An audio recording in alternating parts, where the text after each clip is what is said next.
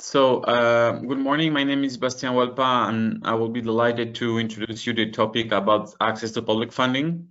Just a few words about MINALOGIC first. So we are a digital technology cluster based in Auvergne-Rhône-Alpes. That's the southeast of France, next to Italy and Switzerland.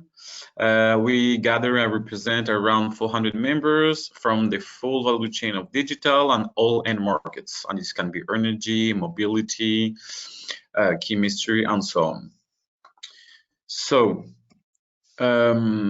After in the framework of SmartEEs, as you know, we want to support companies to have access to complementary funding. So you just had a presentation about private one, and now we'll give you about a public one. We believe that it is essential to guarantee your development to have access to those, and particularly concerning the digitalization, which has become a competitive key advantage essential for your growth. So the menu of the day will be 4 points.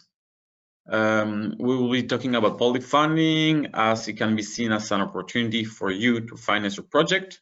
So we will be exploring some public funding for what's the rationale behind that, the European landscape, and some project that could be of interest. We will go into the specifics, and then we will go to some conclusion and recommendations.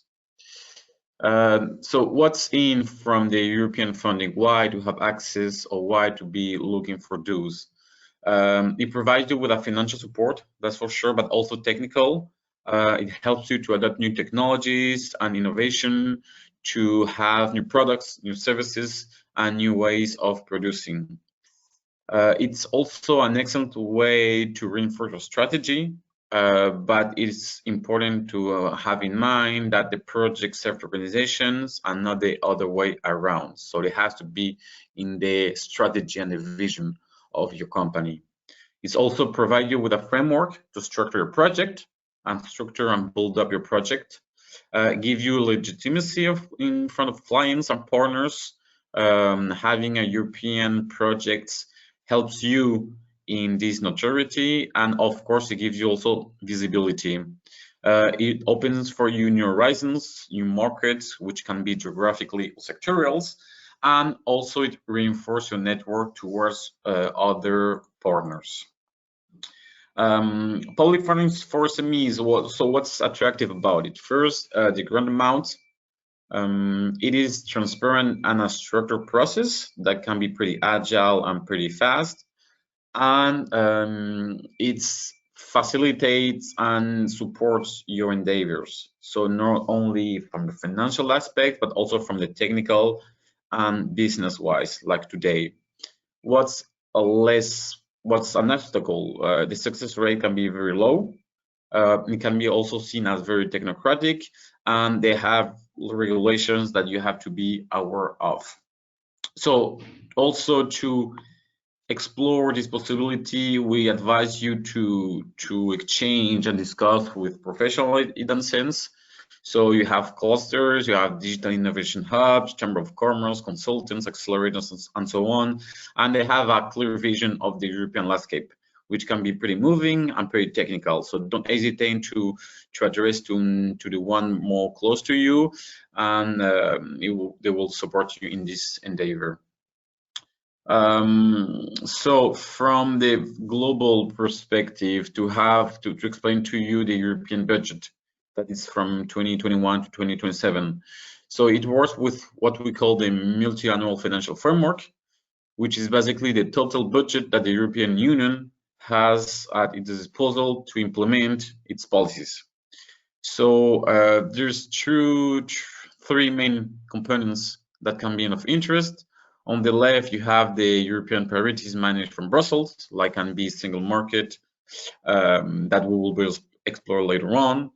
On the middle, you have the ERDF, the European Structural Funds, which are managed from the national or regional level.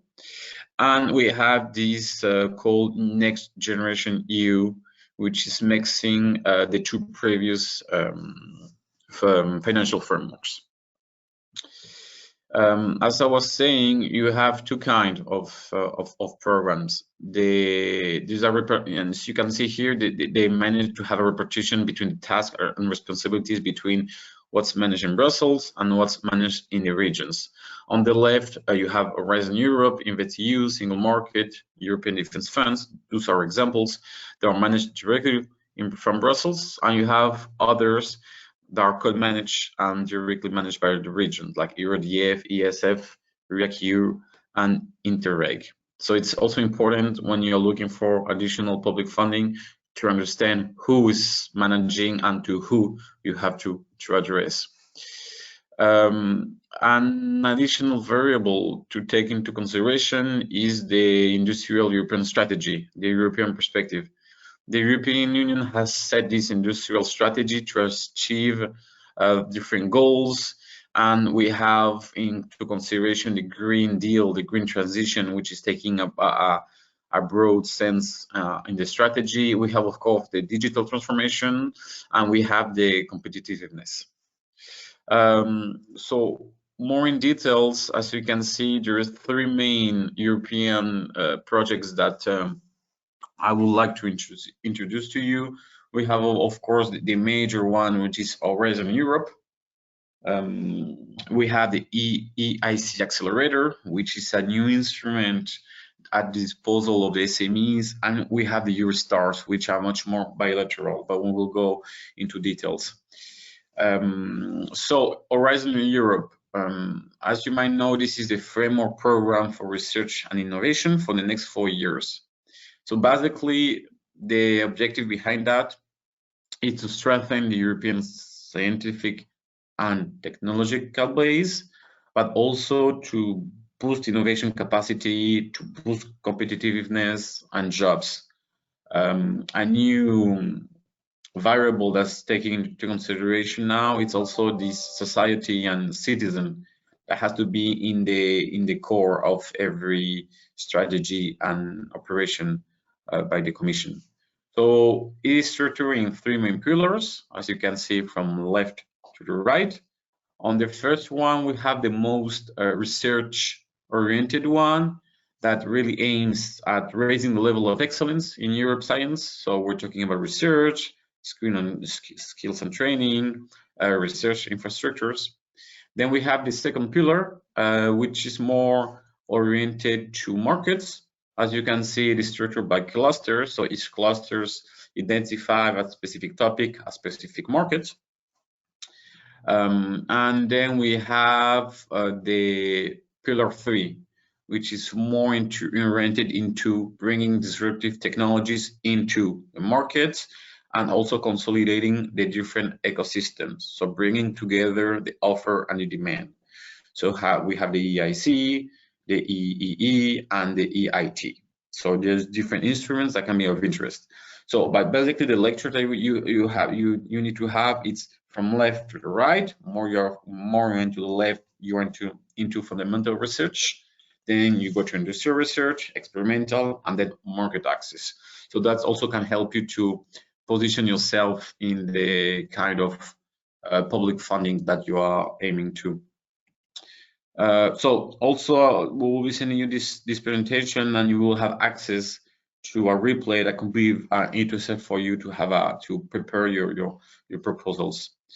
Cascade funding. This is a mechanism that has been pretty, how may I say, optimal, or at least from our perspective. So it facilitates the SMEs to have access to European funding. How they do that? The European Union, the European Commission basically delegates the functions of doing open calls, identifying the companies and supporting the company and paying the companies. So it facilitates because it's much more agile, the amounts are lower, the time to grant are lower, the success rate are higher, and also you have a consortium of partners that are closer to the companies who can help directly the companies on having access. The cascade funding can be pretty broad. You have different topics and you have different technologies and you have different mechanisms. So it's a pretty broad environment and complex environment. Still, the idea and objective of this kind of mechanisms is to simplify, So it's a great way to have a first ticket to European project is to go to this cascade funding, because projects like the cluster, like Pillar 2 or the EIC are much more complex and requires much more effort. So this is a great way to start with European projects. You will have, there is a platform and gathers all the different calls that are open. So it is pretty interesting how to have a look at that. You can have a full description of what they're looking. My personal recommendation would be to be looking for keywords in their technology, market, or mechanisms, because you have around every time 20, 30 open calls are open, but they're very, very specifics with very specifics. So in that case, it's important also to spend a little time, or at least to have a screening that is time to time. Then we have the IC accelerator. So this is an instrument that it's bringing, that wants to bridge the financing gap between late stage and innovation activities, and having market take up to effectively deploy disruptive technologies into markets. So it is it has a very interesting mechanism in which for the first time there's equity coming from the commission. So you have a part which is grant and you have a part which is equity. It is on stages. You have in every country specific organisms, and also helping the companies to have access to this pretty comprehensive instrument. You have the Eurostars. So the Eurostars, it's a program, it's a funding and support program more into R&D and SMEs to exploit the benefits of collaboration between regions. So these are very pronounced and strong transnational aspect to that. SMEs has to be leading the consortium, and you have tempo which is pretty strict from the time that you're doing your research and the time you're going to market. It has to happen in 2 years. And also it has to be supported by the countries in question, and it's broader than just the European Union. There's countries involved like Canada, Korea, Israel. So it's also a good way if you're looking beyond the European Union countries. So there's others that could be of interest, of course, depending of your market, depending on your ambitions. You have the European Defense Funds. You have LIFE, which is more into sustainability and climate change, and you have also health. So those are other calls that you could be exploring, other possibilities that you can look into. So maybe just to wrap up some recommendations on how to target and how to reach public funding. First, it's pretty important to identify the relevant instrument. You have to take time, because you will be spending time in a way to consolidate and to build up your project. So it's important to understand all the metrics of the call that you're going to apply for, of course, the partners with who you're going to be working, and the kind of support that you need. Do you need some market exploration? Do you need to develop a prototype? Do you need to develop a proof of concept? That also will depend on what you're looking for. It's important to highlight the collaboration, innovation, and the European partners that you will be aiming to integrate new concepts, or at least concepts that will be subsidiary, but that will be taken care in the project, like society, environment, genders, and so on. And also it's pretty important to stress out the market aspect, because indeed we're into innovation, but innovation also means selling. So be strong on your business case, your unique selling proposition, storytelling, and also the use case. How you're going to apply the innovation into the market, and how do you want to create growth and economy. So that will be all for me. We will be sending you all this information, and then you will be, if you have any requests, we're at your full disposal. You will have my coordinates. Thank you.